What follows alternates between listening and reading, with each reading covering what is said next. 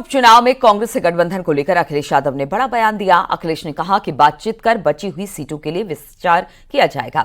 अखिलेश के बयान का मतलब साफ है कि जिन 6 सीटों पर प्रत्याशी उतारे हैं उन सीटों पर कांग्रेस का कोई चांस नहीं है कि एसपी प्रत्याशी वहां पर वापस लेगी। क्या रणनीति रहेगी आपकी? सभी विधानसभाएं इंडिया गठबंधन समाजवादी पार्टी जीतेगी। कांग्रेस को बची हुई सीटें देंगे। बची हुई सीटों में बातचीत कर कर विचार करेंगे।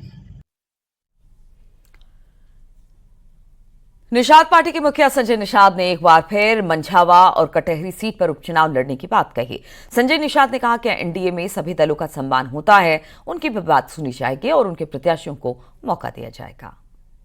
सिंबल से चुनाव लड़ेगी निषाद पार्टी, पहले भी लड़ती रही है। भारतीय जनता पार्टी पहले भी जिसकी सीट होती है उसको दे के लड़ाती रही। हम लोग 10 सीट पर एनडीए का प्रत्याशी तय होगा और भारतीय जनता पार्टी जहां लड़ेगी वहां हम लोग देंगे और जहां निषाद पार्टी लड़ेगी कहां लड़ेंगे।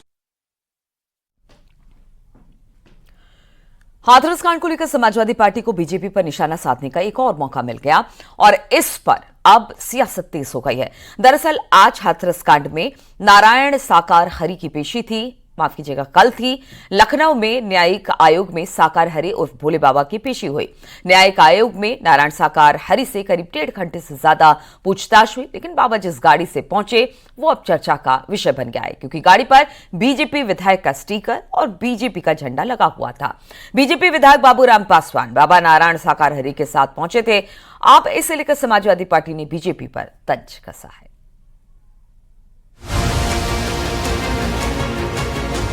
हाथरस हादसे में इसी साल कई लोगों की मौत हुई थी। इसी भगदड़ कांड में नारायण साकार हरि उर्फ भोले बाबा न्यायिक आयोग के सामने पेश होने के लिए लखनऊ पहुंचे। हालांकि वो जिस गाड़ी से लखनऊ पहुंचे वो अब चर्चा का विषय बनी हुई है।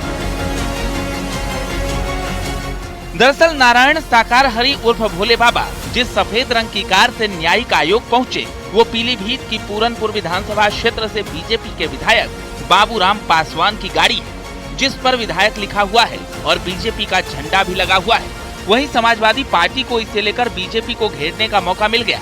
एसपी नेता का कहना है कि बीजेपी के लोग हादसे में मारे गए लोगों के साथ नहीं खड़े हैं, बल्कि आरोपियों के साथ खड़े हैं। जब समाजवादियों ने पूछा कि इतना बड़ा मॉब वहाँ पे पहुँचने वाला था, LIU किसकी कोई खबर नहीं थी, कप्तान वहाँ पे क्या कर रहा था, जाहिर सी बात है कि बिगैर सत्ता के समर्थन के तो वो कार्यक्रम हो नहीं रहा था। यही बात हम तब कह रहे थे और आज जब उनकी पेशी हुई है तो भारतीय जनता पार्टी का जो लिंक है वो साफ साफ समझ में आता है कि वो जो निर्दोष जाने हैं बीजेपी उनके साथ नहीं खड़ी है। बीजेपी जो उसके लिए जिम्मेदार है, बीजेपी उनके साथ खड़ी हुई है। दरअसल हाथरस हादसे में न्यायिक आयोग के सामने बाबा साकार हरि की पेशी हुई। साकार हरि से करीब 1.5 घंटे से ज्यादा पूछताछ हुई। साकार हरि के वकील का दावा है कि हाथरस में भगदड़ के पीछे किसी साजिश से इनकार नहीं किया जा सकता, लेकिन राज्य सरकार की ओर से गठित जांच एजेंसी इस साजिश का पर्दाफाश करने की कोशिश में जुटी है। बिल्कुल साजिश थी। आज तक इतने वर्षों से नारायण साकार हरि के सत्य के साथ में मानव मंगल मिलन सद्भावना समागम में कभी कोई घटना नहीं हुई। ये साजिश थी सनातन धर्म को बदनाम करने की, ये साजिश थी हरि जी के समर्थक फॉलोअर को बदनाम करने की, ये साजिश थी उत्तर प्रदेश सरकार को अस्थिर करने की। पहले भी एक बार हाथरस हुआ, फिर हाथरस घटना हुई। ऐसा साजिश थी, षड्यंत्र था जो कि पर्दाफाश कर रहा है। इसीलिए माननीय मुख्यमंत्री जी का बहुत बहुत धन्यवाद। उन्होंने तुरंत न्यायिक आयोग का गठन किया 30 सदस्यीय और तुरंत उन्होंने अगले दिन वहां विजिट किया। उत्तर प्रदेश सरकार, भारत और केंद्र सरकार ने 2-2 लाख रुपए की सहायता राशि दी मृतकों के परिवार को। हाथरस में इसी साल जुलाई महीने में हादसा हुआ था। 2 जुलाई को सत्संग के दौरान भगदड़ मची थी। भगदड़ में 121 लोगों की मौत हुई थी, 30 घायल हुए थे। कार्यक्रम सूरजपाल उर्फ नारायण साकार हरि उर्फ भोले बाबा का था। सूरजपाल स्वयंभू बाबा बनने से पहले पुलिस की नौकरी करते थे। अचानक अध्यात्म की दुनिया में उसकी एंट्री हुई और नाम बदल लिया। अब लोग सूरजपाल को नारायण साकार हरि के नाम से जानते हैं। हाथरस भगदड़ केस में पुलिस ने कोर्ट में अपनी चार्जशीट दाखिल की है, लेकिन चार्जशीट में नारायण साकार हरि उर्फ भोले बाबा उर्फ सूरजपाल का नाम नहीं है। नारायण साकार हरि उर्फ भोले बाबा के पास 24 आश्रम हैं। उनके पास चल और अचल संपत्तियां 100 करोड़ से ज्यादा है। बाबा 25 से 30 गाड़ियों के काफिले के साथ चलते हैं। नारायण साकार हरि उर्फ भोले बाबा अपने अनुयायियों से एक पैसा चढ़ावा नहीं लेते हैं, लेकिन फिर भी उसके पास आलीशान आश्रम और इन आश्रमों में दुनिया की सभी सुख सुविधाएं मौजूद हैं। वहीं अब हाथरस भगदड़ कांड में आयोग के सामने पेश होने के लिए लखनऊ पहुंचे नारायण साकार हरि के बीजेपी विधायक की गाड़ी में जाने पर सियासत तेज हो गई है। न्यूज 18 के लिए ब्यूरो रिपोर्ट।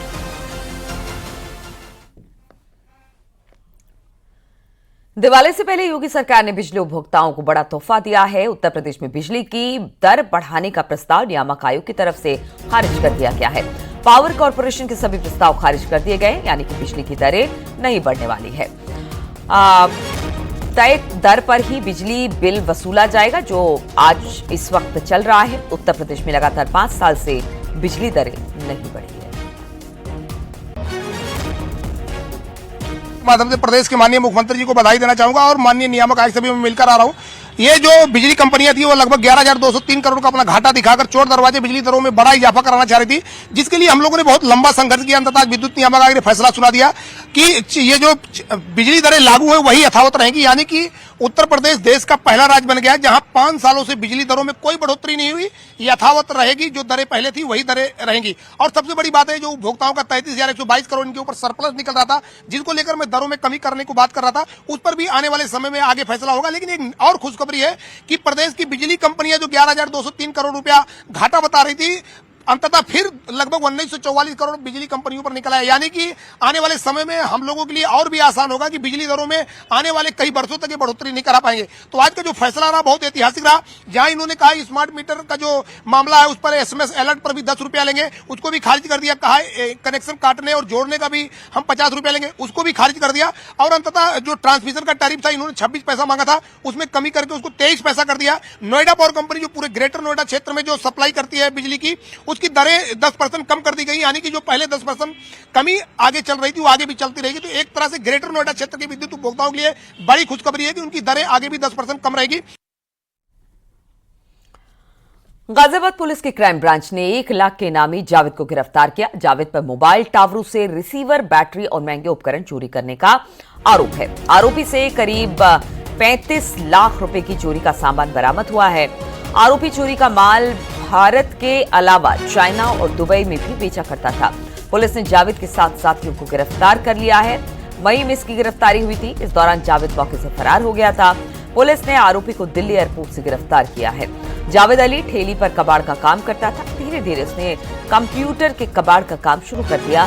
उसके बाद मोबाइल टावरों से रिसीवर, बैटरी, महंगे उपकरण चोरी करना शुरू कर दिया। इन उपकरणों को भारत के अलावा चाइना और दुबई के बाजार में वो भेजता था। कुछ ही सालों में जावेद करोड़ों की संपत्ति का मालिक बन चुका है।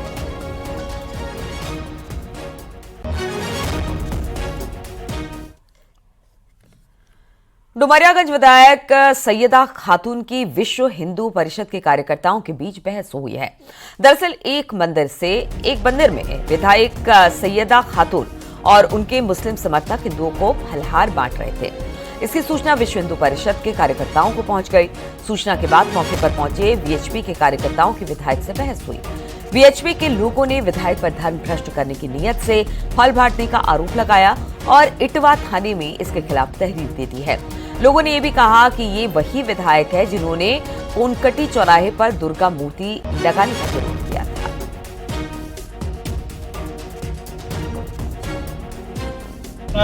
यह फलाहार कार्यक्रम बिना परमिशन का आयोजित किया गया था, जो कि ये लोग मीट मछली, इनके धर्म के अनुयायी मीट मछली खा करके आज गालापुर इस पवित्र मंदिर परिसर में आकर के अष्टमी के दिन इन लोगों ने सनातनी धर्मों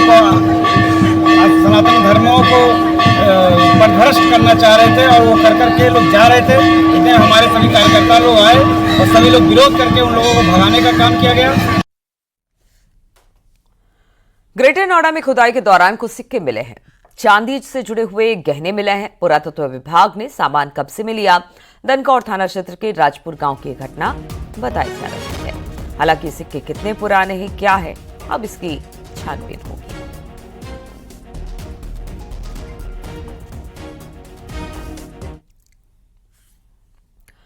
हरियाणा में परिणाम को लेकर बसपा सुप्रीमो मायावती ने जाटों पर धोखा देने का आरोप लगाया, जिसके बाद पश्चिमी उत्तर प्रदेश के जाट वर्ग का क्या कहना है, आपको सुनाते हैं।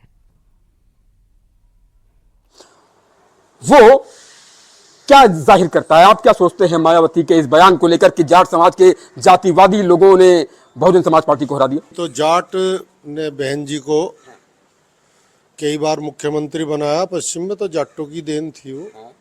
जाट और जाटो एक ही हैं। ना तो जाटो जाट के बिना कुछ कर सकता, ना जाट जाटों के बिना कर सकता।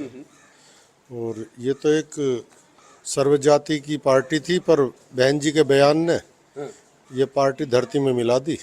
जाटों ने तो लगातार पश्चिम में भी जब बसपा सरकार बनी तो अधिकतर विधायक जाट समाज से ही थे जिन्होंने उन्हें मुख्यमंत्री बनाने को साथ दिया। और अब तो बहुत मुश्किल है बहन जी का मामला, क्योंकि उन्होंने जातिवाद से तो कभी कोई भी राजनीति नहीं कामयाब हो सकती। अब पार्टी है, हमारी है, बीजेपी है, सबको साथ लेके चल दी। अब जो है मायावती जी ने ये जो बयान दिया है, ये तो बिरादरी हमारे आपस में मतलब एक तरह से मनमुटाव पैदा करे। जाटों ने वोट नहीं दिया या फलाने ने वोट नहीं दिया, सब बिरादरी ने वोट दिया तभी तो मुख्यमंत्री बनी। अगर सब बिरादरी वोट ना देती तो मुख्यमंत्री तक थोड़ी पहुंचती। हाँ, दिल को तकलीफ देगा, जाटों को तो ज्यादा दे रहा। अच्छा, जाटों को तकलीफ देता है ऐसा बयान? ऐसा बयान दे रहा, जब देना चाहिए था ऐसा बयान। ऐसा नहीं देना चाहिए था, जबकि जाट हरिजन भाई तो ये आपस में एक ही है। आपने कहा ना कि जाट और जाटों के बिना सरकार नहीं बन सकती। ये जाट और जाटों अगर एक हो गए तो समझिए कि जो है झंडा बुलंद है पार्टी का। लेकिन अगर जाट समाज के लिए ये कहा जाए कि जातिवादी सोच रखता है जाट समाज, तो ये मामला थोड़ा सा टेढ़ा हो जाता है। हाँ, टेढ़ा हो जाओ। गलत मायावती जी को क्या सलाह देंगे आप, क्योंकि इस भंवर में है वो और इस तरह के बयान वो दे रही हैं? वो गलत बयान दे रहे। 36 बिरादरी मायावती की गैल थी, एक जाटों को उस पर वो करके अपना और वो कर रही है।